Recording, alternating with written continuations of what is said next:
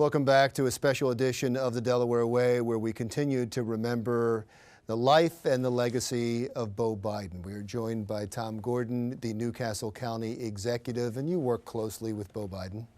I worked closely with his father, from about 1968, so I knew Beau his whole life. And I had some great opportunities in '08 to spend a lot of time with him when we were in Iowa together.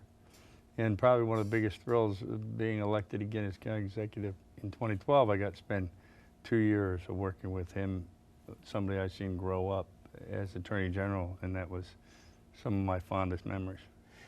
Although everybody's remembering Beau Biden and talking about Beau Biden, you are friends with his father. We are. So one of your first thoughts had to be for him. You had to think, oh my goodness, what is he going through? Because I know what Vice President thought of his son, and he loved his son more than life itself, and I saw that relationship develop, and I know what that did to him.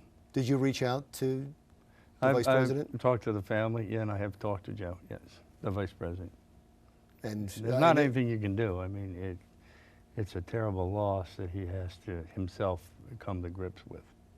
I understand he's coming back to Washington and building more and more on the schedule, and that's probably what he needs to do. Get it back on schedule? I think he needs to get back to work, because he'll sit home and just, tear himself up, I think. Can he ever, I can't imagine ever being the same. I know he's been through this once in his life, and that's the heartbreak of it, is that he's been through this kind of tragedy before in his life, and now it hits him again.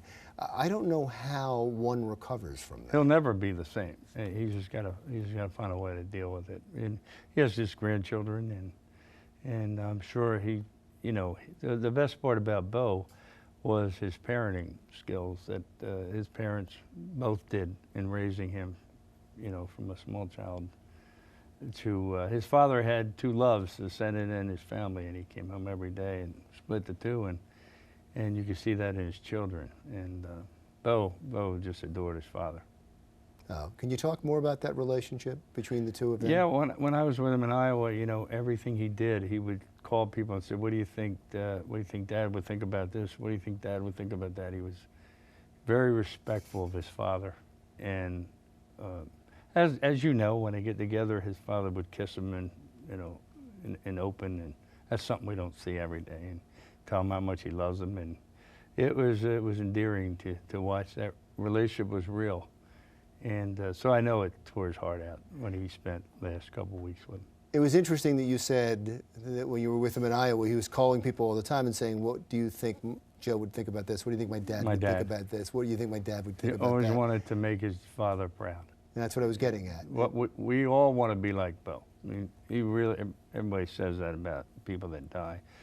But Beau really was something that we all should try to be like. He was really off camera, on camera, at home, privately. He was almost a perfect kid.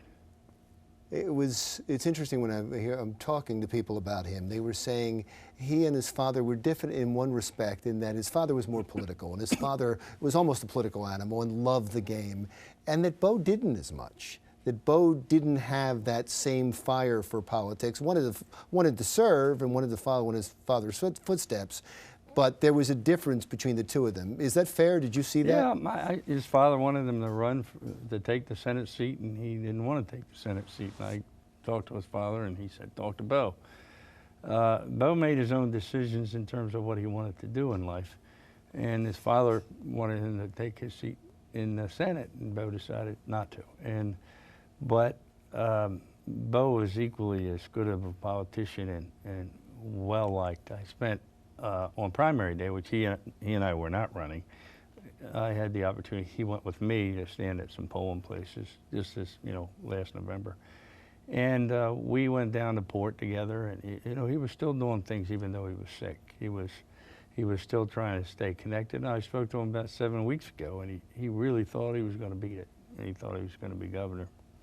And he thought he was going to get better. He really believed he was going to get better. Everybody thought he was, hiding, and it's not true. He tried very hard, and he really thought he was going to beat it, and that's the sad part.